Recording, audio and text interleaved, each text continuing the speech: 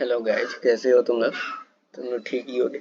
आज हम लोग फॉरवर्ड और बैकवर्ड का तो हम लोग देख लिए थे कि यूज दिन, लेकिन आज हम लोग देखेंगे लेफ्ट एंड राइट का यूज कैसे इस्तेमाल कर सकते हैं हम लोग लेफ्ट और राइट। तो उसको देखने के लिए हम लोग स्टार्ट करते हैं। और नोट्स जो होगा वो हम डाल देंगे, उसको एक पढ़ लेना तो और अच्छी तरह से समझ आएगा कि अगर कैसे होता है। तो स्टार्ट करते हैं। Import turtle t1 is equal to turtle dot turtle हो गया।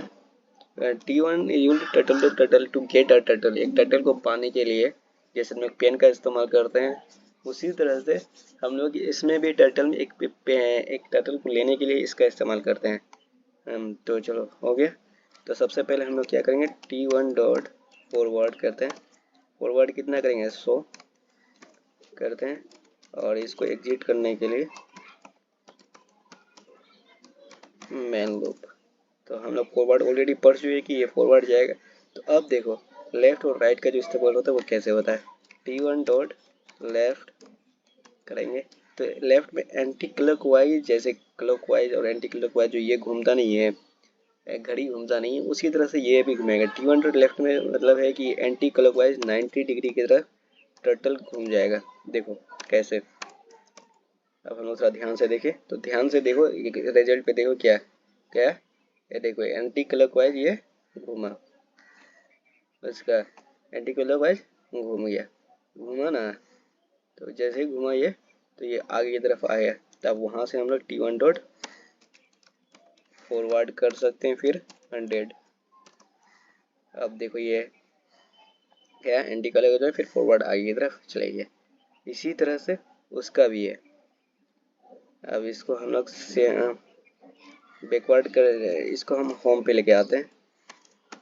t1 डॉट होम,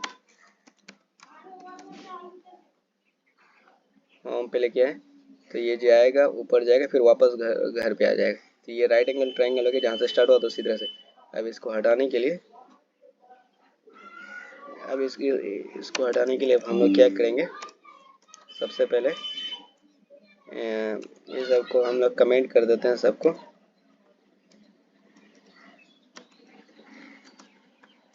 कमेंट कर दिए। अब फिर हम लोग एक बैकवर्ड का इस्तेमाल देखते हैं, बैकवर्ड कैसे इस्तेमाल करता है। तो हम लोग फिर से t1 डॉट फॉरवर्ड 100 लेंगे, एक लिए फॉरवर्ड 100 की ओर लिए, ये गया। अब उस वक्त लेफ्ट लिए थे, अब अभी हम लोग राइट लेते हैं। t1 डॉट राइट, राइट जो होगा किस तरफ होगा, क्लॉकवाइज होगा। राइट 90 या कोई भी एंगल तो 45 डालो या कोई भी एंगल तो उस हिसाब से घूम जाएगा। तो राइट 90 दिए। तो अब देखो रन करते हैं। ये गया, पहले ऊपर की तरफ गया था, अब नीचे की तरफ आया, यानी कि क्लॉकवाइज की तरफ घूमा, घुमा ना। तब ये नीचे की तरफ हम लोग फॉरवर्ड लेंगे। दोनों का यूज समझ में आ गया, दोनों का यूज हम लोगों को शायद समझ में आ गया कि क्या यूज है क्लॉकवाइज और एंटी क्लॉकवाइज का। हम लोग कोई दूसरा एंगल भी ले सकते हैं, जैसे कि दूसरा एंगल लेते हैं 45 का एंगल लेते हैं। तो देखो 45 का एंगल में गया, 45 एंगल में गया तो 45 एंगल से ये इधर गया। तो हम लोग देख लिए इस तरह से इसका यूज होता है। तो समझ में आ गया होगा कि लेफ्ट और राइट का यूज कैसे कर सकते हैं।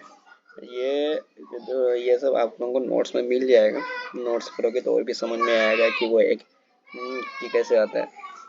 और ये तो वीडियो तो ऑलरेडी देखोगे तो और भी अच्छे से समझ में आ ही गया होगा। तो इसी तरह से इसका यूज कर करके आप लोग बहुत सारा वीडियो बना सकते हैं, बहुत सारा फोटो, ये बहुत सारा इससे बना सकते हैं, शेप बना सकते हैं लेफ्ट और राइट का। जैसे एंगल, राइट एंगल ट्रायंगल बना सकते हैं, ट्रायंगल बना सकते हैं, उसके बाद फिर रेक्टेंगल बना सकते हैं, स्क्वायर बना सकते हैं, पैरेललोग्राम बना सकते हैं। ऐसे बहुत सारा चीज़ हम लोग इसकी मदद से बना सकते हैं। ये बना सकते हैं फॉरवर्ड और राइट एंगल सिर्फ मोशन की मदद से। ये अभी तक जितना दिखाया कि t1 dot forward, t1 dot right backward, t1 dot right, t1 dot left, ये सब की मदद से आप लोग ये सब आराम से बना सकते हैं। और बनाइएगा ज़रूर, अपने से ट्राई जरूर कीजिएगा।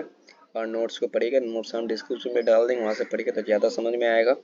और मेरे चैनल को सब्सक्राइब करना, बेल आइकन दबाना, कमेंट करना, कोई दिक्कत हो तो लाइक सब्सक्राइब शेयर करना। और thank you for guys for your future, all the best, bye bye, see you soon.